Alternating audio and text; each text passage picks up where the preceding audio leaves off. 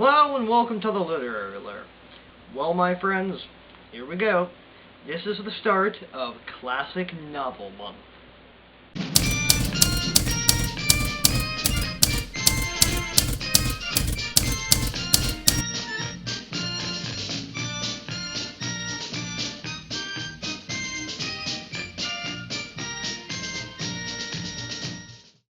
I will now answer any questions that you may have. 1. Yes, that was the theme song to Hogan's Heroes. Stop laughing. 2.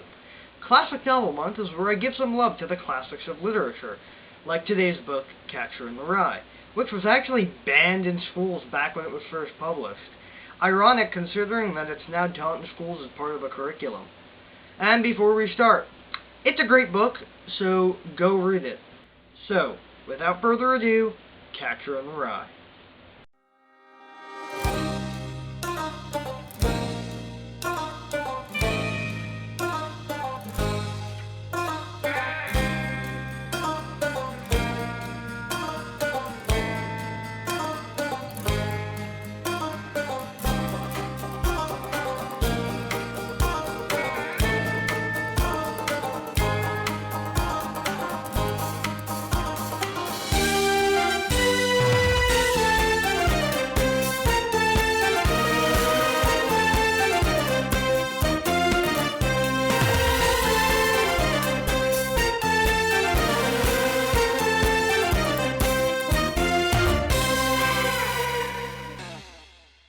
The cover is pretty cool. It's an image of a horse on a carousel that Holden's sister likes to ride. Pretty symbolic once you read the book. So, on to the story proper. The story begins with Holden Caulfield. You're a phony! Hey, this guy's a great big phony! Not that Holden Caulfield. At Pensy Prep, an exclusive private school in Pennsylvania, on the Saturday afternoon of a traditional football game with school rival Saxon Hall. So now we know what the Master used the TARDIS for. Holden misses the game.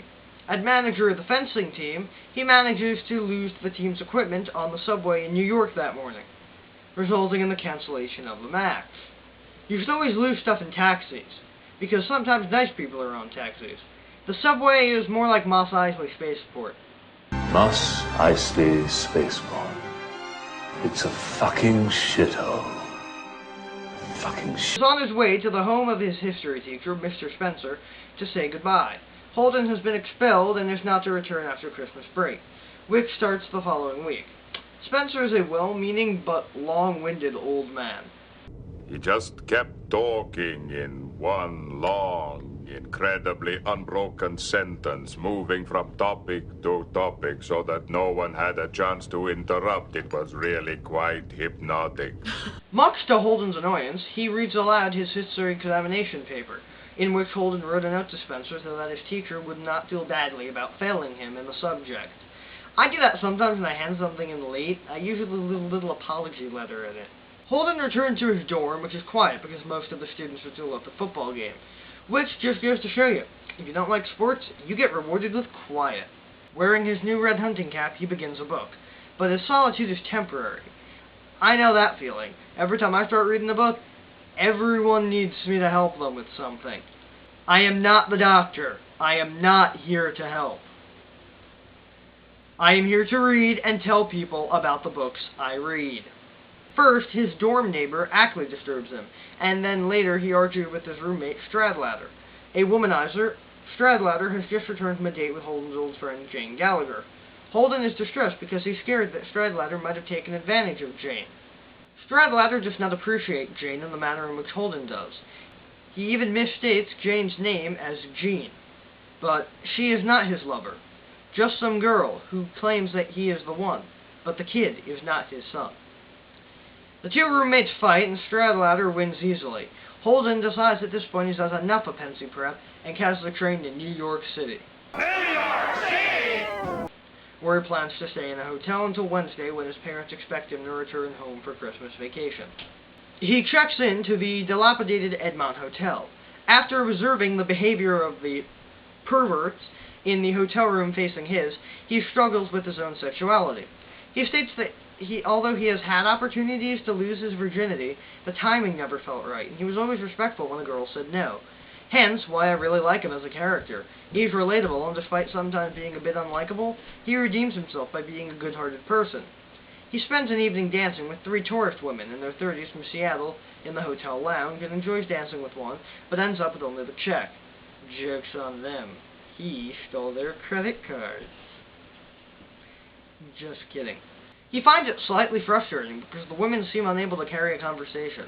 Following a disappointing visit to Ernie's nightclub, where all the former Sesame Street characters frequent, Holden agrees to have sex with the prostitute, Sunny, visit his room.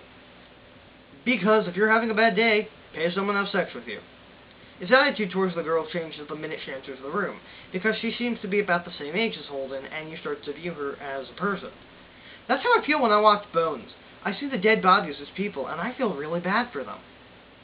Holden becomes uncomfortable with the situation, and when he tells her that all he wants to do is talk, she becomes annoyed and leaves. Holden, if you want to pay someone to listen to you, get a therapist. Even though he still pays her for her time, she returns with her pimp, Maurice, and demands more money. Despite the fact that Sonny takes $5 from his wallet, Maurice punches him in the stomach. But it's okay, because Sam Beckett leaps in right before the punch. After a short sleep, Holden telephones Sally Hayes, a girl he knows, and agrees to meet her that afternoon to go to a play. Meanwhile, Holden leaves the hotel and checks his luggage at Grand Central Station and has a late breakfast. He meets 2 nuns, one an English teacher, whom he discusses Romeo and Juliet with. Holden shops for a special record, Little Shirley Beans, for his 10-year-old sister Phoebe. He spots a small voice saying, "If a body catch a body coming through the rye," which somehow makes him feel less depressed. Because that's what music does. Makes people feel better.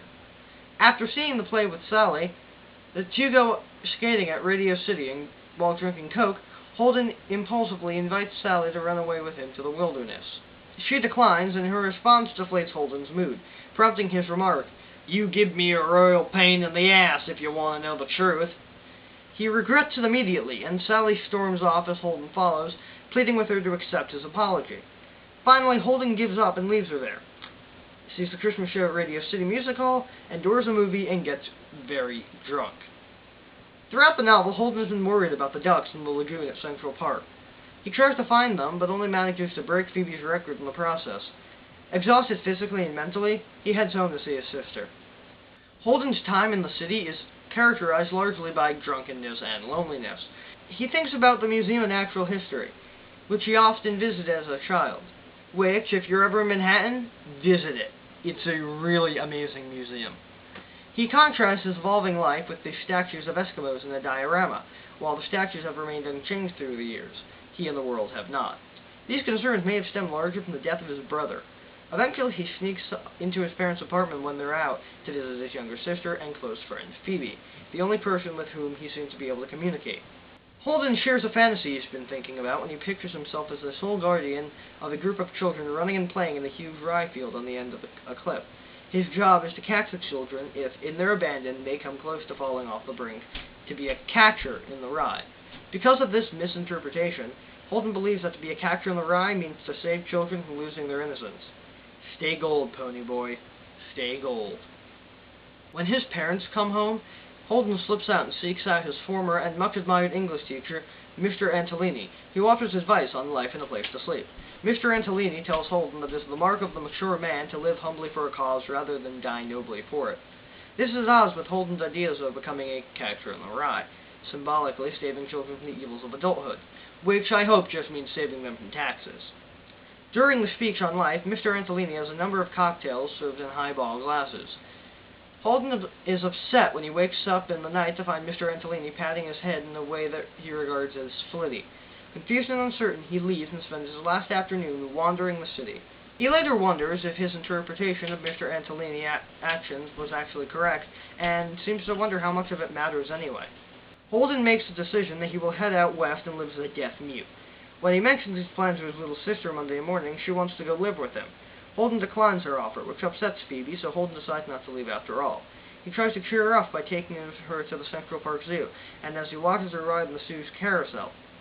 Remember? From the cover? He is filled with happiness and joy at the sight of Phoebe riding in the rain. At the conclusion of the novel, Holden decides not to mention much about the present day, finding it inconsequential. He alludes to getting sick and living in a mental hospital, and mentions that he'll be attending another school in September. He relates to how he's been asked whether he'll apply himself properly in his studies this time around, and wonders whether such a question has a meaning before the fact.